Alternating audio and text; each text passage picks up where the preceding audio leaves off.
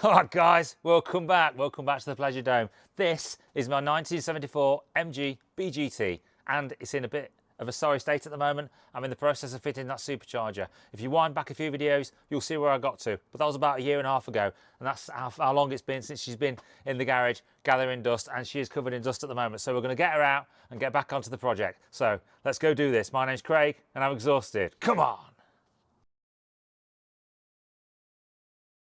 First thing I need to do is move all this crap so we can roll her out. So let's get that done.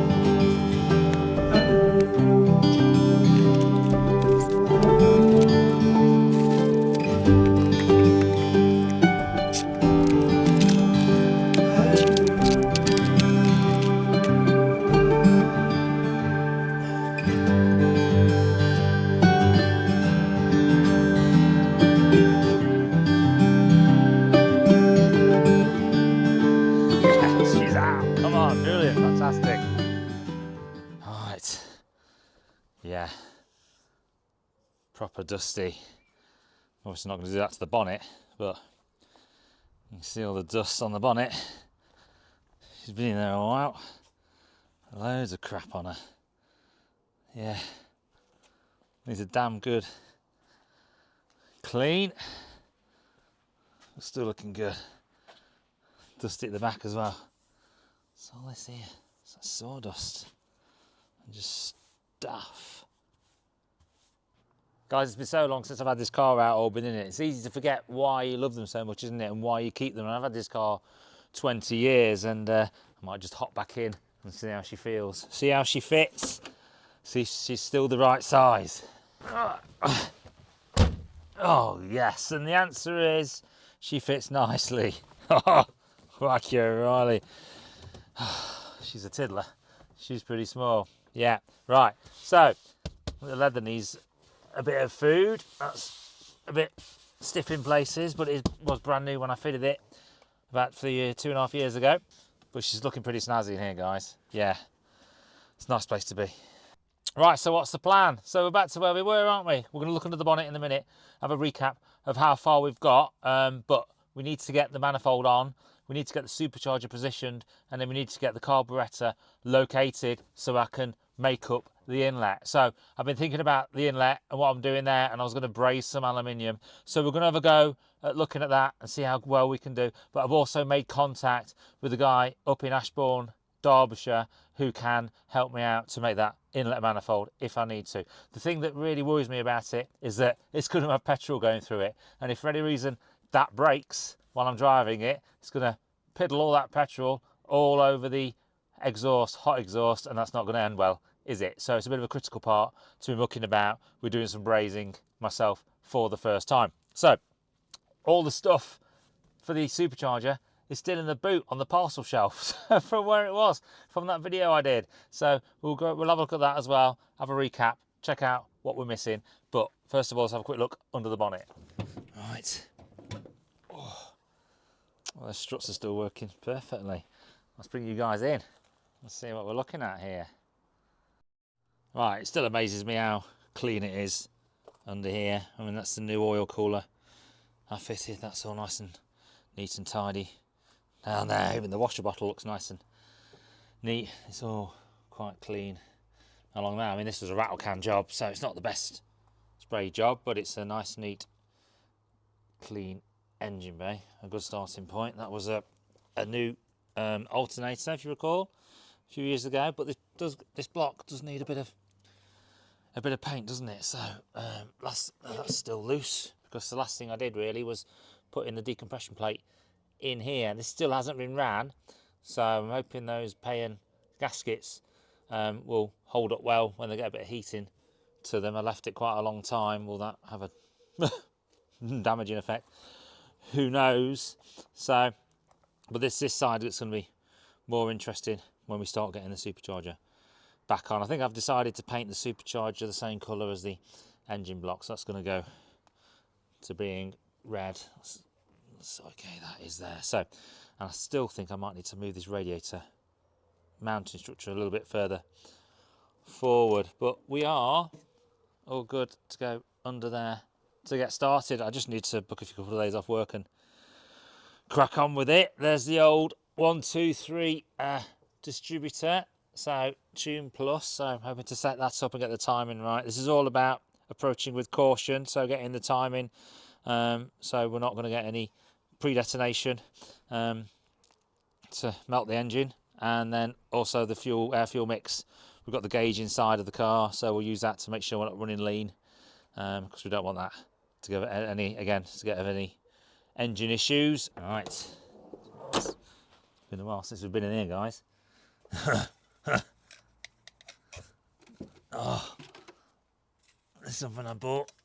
Nice remote control car, Alpha GTV, one of my dream cars. So if I want to get a real one of those at some point, that'll be the ultimate goal. So we'll see how we get on. But that's just my toy for now. Oh, there she blows. Oh, she's weighty. Beautiful. Remember, we've got to put some threaded holes in here. Put the mounting plate on. But that feels pretty good. Some new M8s there to go underneath, I think. Or maybe they might be those. Boost gauge. Well, that's some old nuts from when I did the head job.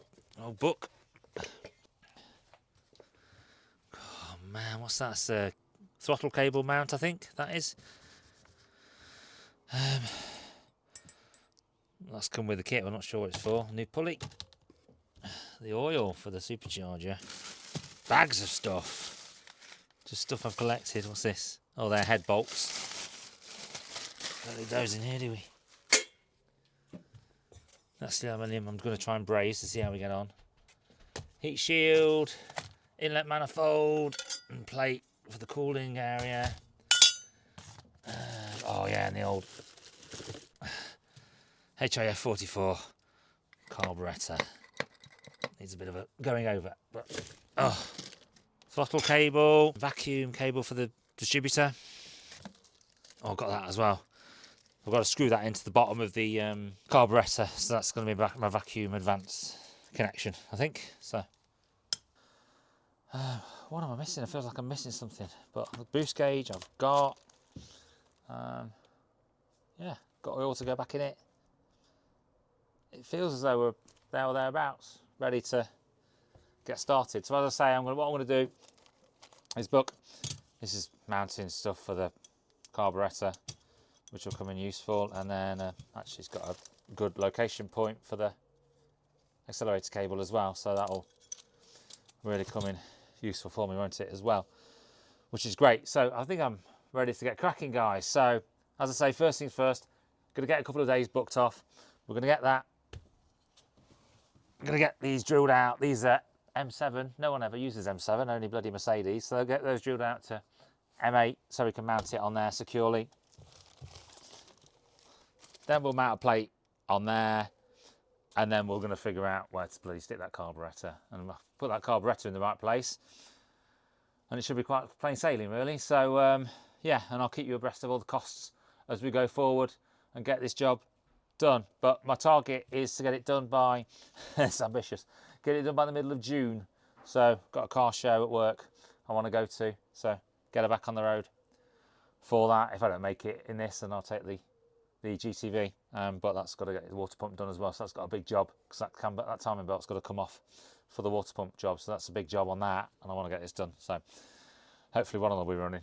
While doing that, guys, and finding these reminded me I've not fitted these new pedestal studs yet. Pedestal rocker studs. Yeah, so we need to get those on, don't we? So let's pop that off. Right, so the one at the front had gone and the one at the back had gone, so there's like a tab washer on the one at the back, and then a lock-in spring washer, and then a normal washer and a spring washer on the one at the front. So first things first, we need to install the studs. So there's obviously different thread forms on the one that goes into the block, and the ones that goes into the head, and the one that goes into the to tighten it down. So what I'm going to do, 2 nuts up top, lock it in place. Put a bit of thread lock. Oh, it's too much. Perfect. On that. Right, it's just a 13, so drop a 13 on. Lock it in place. till it's tight.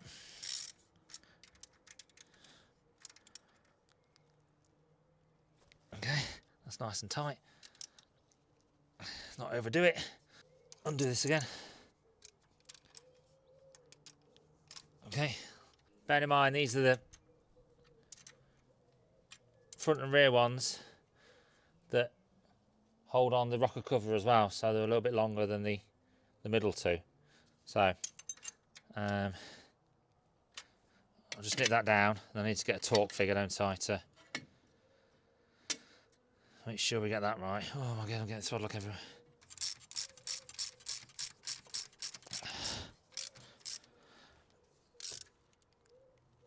Right guys, the torque on these then is 25 foot-pounds or 34 Newton meters, so there's not much on there at all.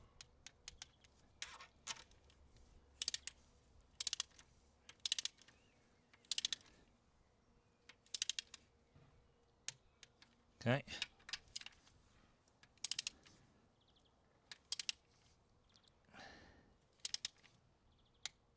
Okay, good.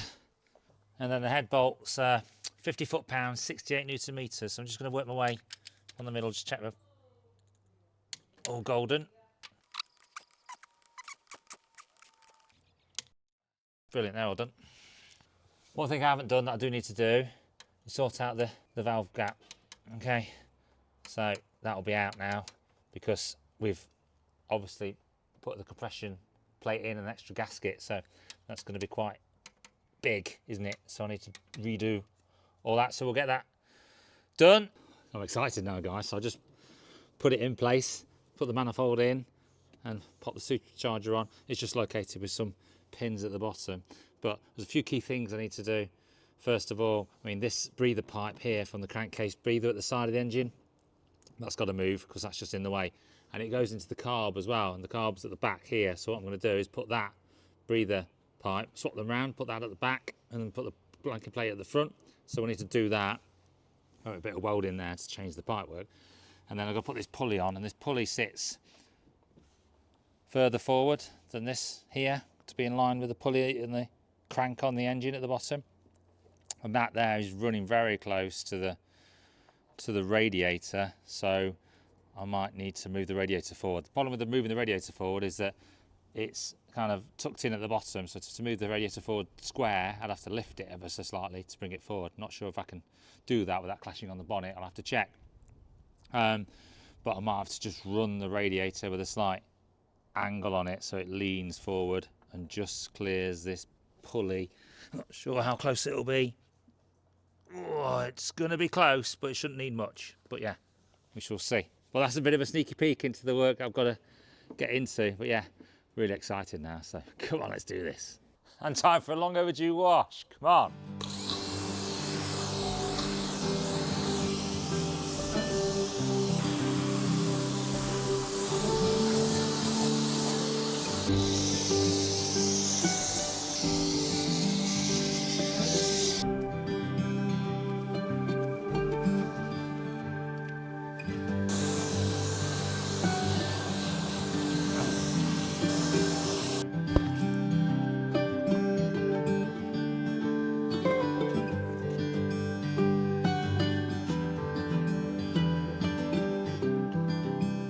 So she looks a lot better now. I've given her a bit of a wash, doesn't she? Still feels a bit rough, so there's a bit of overspray on there or something. So she needs a good polish and buff. So we'll get that done. But that's it, guys, for this video. It was just a quick, short one, just to reintroduce the MG and the supercharger project. So I'm going to pick that up with a bit of pace now and getting it done. So thanks for watching, guys. I hope you're enjoying all of the content, including the alpha and etc, etc. So still growing the channel, almost 2,000 subscribers now. So if you have subscribed, thank you. If you're not subscribed, please hit the subscribe button and hit that bell icon as well, and you'll get all those notifications when new videos are on the MG pop up on the channel. So thanks for watching, guys, and thanks for making it this far if you have made it this far.